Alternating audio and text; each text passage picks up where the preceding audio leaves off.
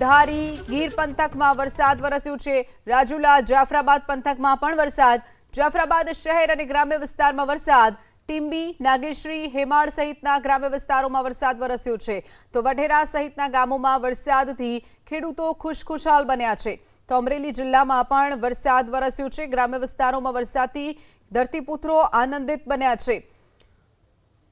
તો અમરેલીમાં ગ્રામ્ય વિસ્તારમાં વરસાદ વહેલી સવારથી જ અમરેલીના અલગ અલગ ગ્રામ્ય વિસ્તારોમાં વરસાદ નોંધાયો છે।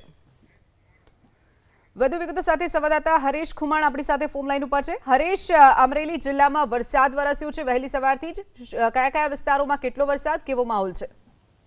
બિલકુલ, વહેલી સવારથી જ અમરેલી જિલ્લાના મોટાભાગના ગ્રામ્ય વિસ્તારોમાં વાદળછાયું વાતાવરણ છવાયું છે। ત્યારે અમરેલી ના ગ્રામ્યની વાત કરીએ તો ધારી ગીરના વિસ્તારોમાં પણ વરસાદી ઝાપટા વહેલી સવારે પડ્યા છે। ત્યારે રાજુલા અને જાફરાબાદ કોસ્ટલ બેલ્ટ વિસ્તારના ગામડાઓમાં પણ વરસાદ વરસ્યો છે।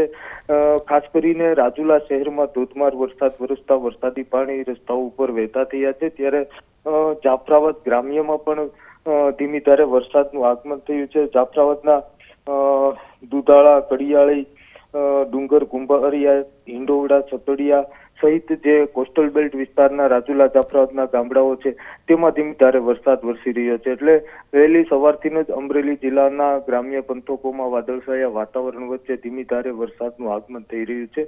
વરસાદ વરસતા ખેડૂતોમાં પણ એક હવે ખુશીનો માહોલ જોવા મળી રહ્યો છે। જી ચોક્કસથી હરેશ, માહિતી બદલ આભાર। તો આ તરફ વાત કરીએ ગીર સોમનાથની। ગીર સોમનાથ જિલ્લામાં પણ વરસાદ વરસ્યો છે। ગીર ગઢડા સહિતના ગ્રામ્ય વિસ્તારમાં વરસાદ। ધોકડવા, અંબાડા સહિતના ગામોમાં પણ વરસાદ નોંધાયો છે। ઉના શહેરમાં પણ વરસાદ વરસ્યો છે। તો કેટલાક વિસ્તારોમાં પાણી ભરાઈ જવાની સમસ્યા સામે આવી છે। ગીર સોમનાથના ગ્રામ્ય વિસ્તારોમાં વરસાદ વરસતા ખેતરો પણ પાણીથી તરબોળ થયા છે। વાવણી લાયક વરસાદથી ખેડૂતો ખુશખુશાલ બન્યા છે। તો અનેક વિસ્તારોમાં પાણી ભરાઈ જવાની સમસ્યા પણ સામે આવી છે। ગીર સોમનાથ જિલ્લામાં વરસાદી માહોલ। ગીર ગઢડા સહિતના ગ્રામ્ય વિસ્તારોમાં વરસાદ નોંધાયો છે। ધોકડવા, અંબાડા, ઉના શહેરમાં પણ વરસાદ નોંધાયો છે। તો કંસારી, વાવરડા સહિતના ગામોમાં પણ વરસાદ નોંધાયો છે। વહેલી સવારથી જ વાદળછાયું વાતાવરણ હતું, તેની વચ્ચે મેઘરાજાનું આગમન થયું છે।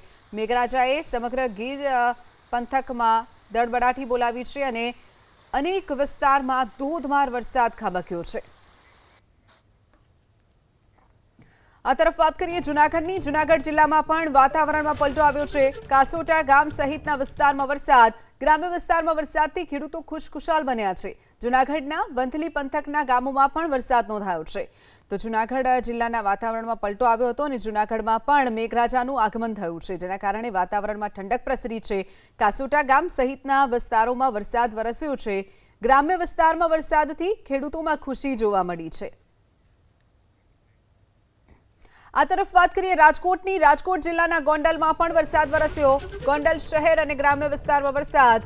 ગ્રામ્ય વિસ્તારમાં વરસાદથી ખેડૂતો ખુશખુશાલ બન્યા છે। તો ગોંડલમાં વરસાદી માહોલ। ગોંડલ શહેર અને ગ્રામ્યમાં વરસાદ નોંધાયો છે। તો ગ્રામ્ય વિસ્તારમાં વરસાદથી ખેડૂતો ખુશખુશાલ બન્યા છે।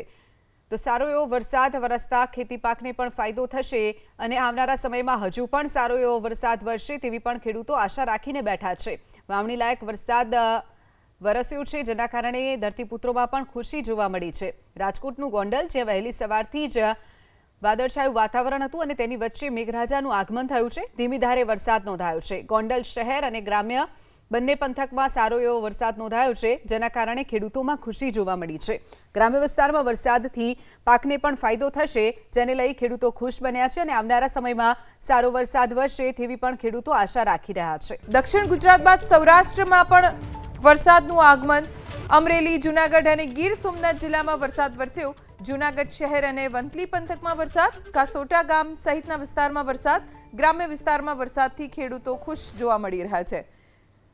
લાંબા સમયથી જેની રાહ ધરતીપુત્રોએ જોઈ એ મેઘરાજાનું આગમન થઈ ચૂક્યું છે, જેના કારણે મોટી રાહત ખેડૂતોને મળી છે।